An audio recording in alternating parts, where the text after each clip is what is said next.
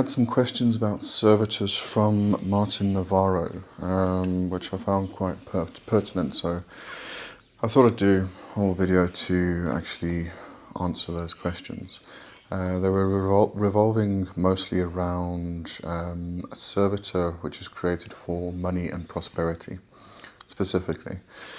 But the questions were quite apt to the topic itself, and so let's have a look at the questions, shall we? Alright, so Martin wants to know what about housing for a servitor created specifically for bringing money and sustainable prosperity?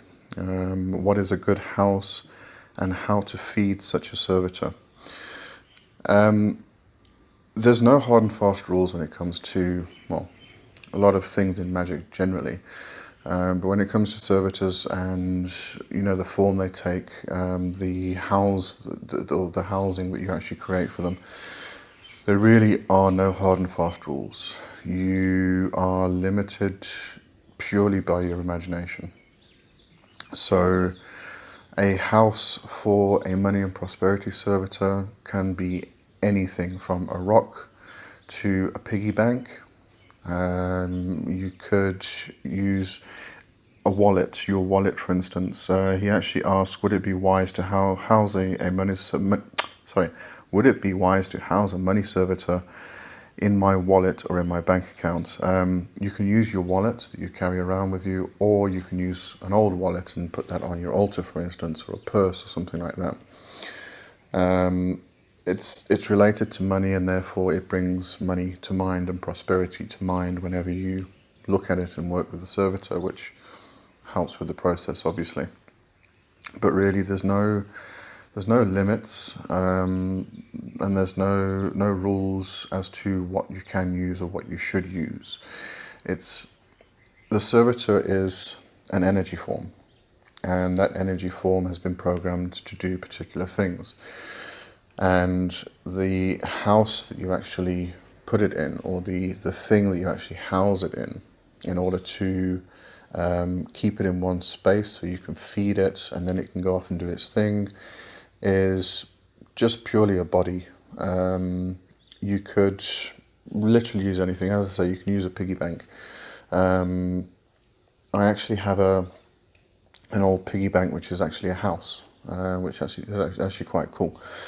You could use something like that because it represents, firstly, money, because there's a piggy bank, you're putting money into it to save money, and secondly, it takes the form of a house itself, which, it becomes the house of the servitor.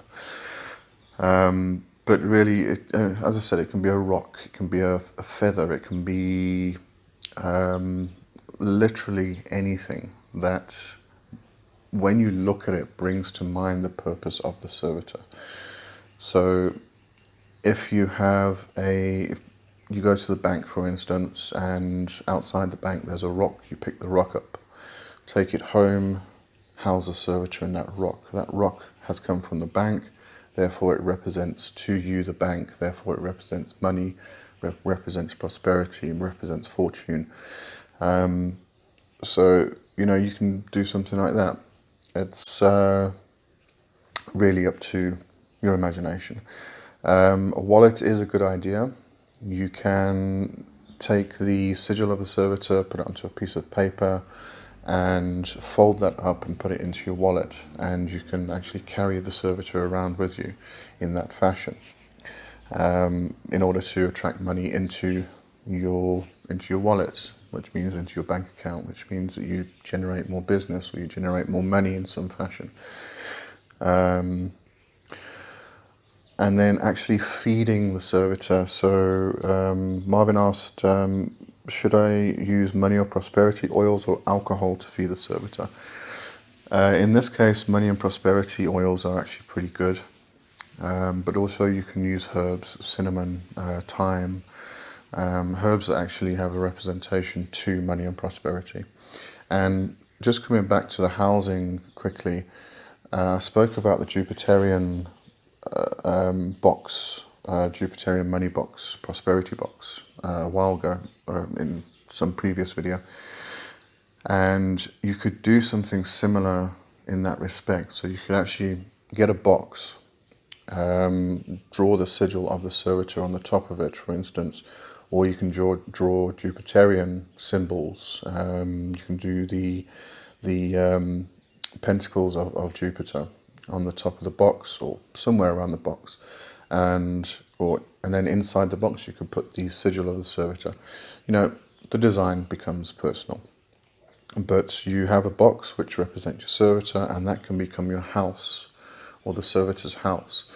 And in the box you can then give offerings. You can put coins in, you can put herbs that represent money and prosperity. You can even put a poppet inside, and allow that to actually build up energy and create more and more and more energy in order to do the task that it needs to do. So you could actually house the servitor in the poppet, put the poppet in the box, and feed the poppet offerings. You can put absolutely anything that represents money and prosperity to you. He then goes on to ask, do I have to summon my money servitor for every transaction? No, you don't. When you're working with anything which is related to bringing money, or as you stated earlier, sustainable prosperity. When we're talking about sustainable prosperity, it's not emergency funds. So you're not suddenly needing to pay the rent 1 month and you do emergency magic to get the rent, and then that's it. With this type of work, it's sustainable. It's something that is constantly moving, constantly being done. So in terms of a money servitor and prosperity servitor, it would be a servitor that is constantly going out there.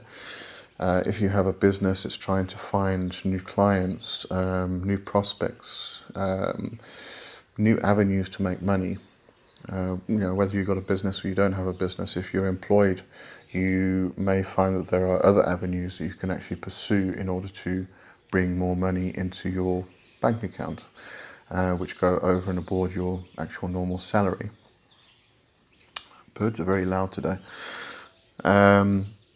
So it's about that constant motion. It's constantly keeping it flowing. It's not just this grab money here, grab the money there. It's about continually letting that money flow in and flow out. In order for it to come in, it's got to go out as well. So don't forget that when we're talking about flow, money is going to come in, and if it stays here, it's not going to go anywhere. And eventually it's just going to stop coming in because it's not flowing. You've got to keep the money flowing. So, as it comes in, it needs to go out as well. But obviously in a responsible fashion. You're not going to get a bundle of money and go blow it on something completely useless and completely stupid. Take that money, you're going to invest it. You're going to take the money, you're going to buy something which will bring you profit. Obviously you've got to be responsible with the money. But you've got to get that flow going, the constant flow. And the money servitor will continue with that flow. So you don't have to actually work or summon it or activate it or whatever you're thinking of doing with every single transaction that happens. You just keep it going. So it's going to constantly bring in money, and it's going to continue to build that prosperity up and up and up. And he also asks, and when creating a servitor, is it important whether waxing moon or waning moon at the time of creation? It can be. We all have cycles. Our body goes through cycles. We go through cycles. We go from birth to midlife to death, become the ancestor. That cycle continues. The year has a cycle to it. The day has a cycle to it. Each hour has a cycle to it, each minute. So when it comes to moon phases, there's also cycles, and those cycles affect us in different ways. Now, generally speaking, it would be a waxing moon, where you are from new moon to full moon, where you are creating, building, thinking of new ways in order to make money, generating. So it's that build-up, it's that creation process. Then during the waning moon, after the full moon, is more of a time to kind of reflect, to check what happened, what results worked, which didn't, and then so that the next cycle you can start that process again. Now, in the case of emergency magic, the moon phases don't really matter to a degree. You can use the moon phases for emergency magic in different fashions. So, for instance, if it's a waxing moon, you can use the magic to generate emergency funds by creating something. And during the waning phase, it may be that you have somebody who owes you money, so you want to bring an end to that debt. And so the money comes to you, they pay you that money. So you can use the moon phases in that respect as well. But for an overall sustainable prosperity, from that perspective, you would use the waxing moon to create things, you would use the waning moon to reflect. And also you can use the waning moon to get rid of debt, for instance. So anything that needs to be expelled, anything that needs to be removed. So it's a case of bringing in, taking out, or creation, destruction, that type of process. And this can work very well with servitors. And as I say, this is the type of servitor which is going to be used and worked with over a long period of time. Therefore, these cycles can definitely come into play. Just coming back to previous question, would it be wise to house a money servitor in my wallet or in my bank account? Regarding the bank accounts, there could possibly be a way to actually do this. We work in a digital world now, so there's no reason why we can't use digital formats in order to do our magic. So in some fashion, I'd have to give this a bit more thought, but in some fashion we could probably tie a servitor to our bank account and actually allow it to work from the bank account itself, so that it attracts more money and it manages your money. You can actually use a servitor to manage your money responsibly and properly, so that you are building, creating prosperity and wealth. That would be something interesting to look into and to consider. So I think that covers all the questions, and as I said, very good questions, and definitely something to consider and think about. Okay, so I'm going to bring this to an end this week. Great questions, thank you, Marvin.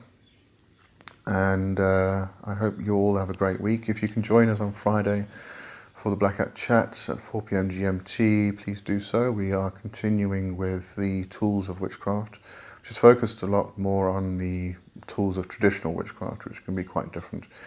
We didn't cover all of them last week, so we're doing a part 2 this week. So, have a great week. Cheers.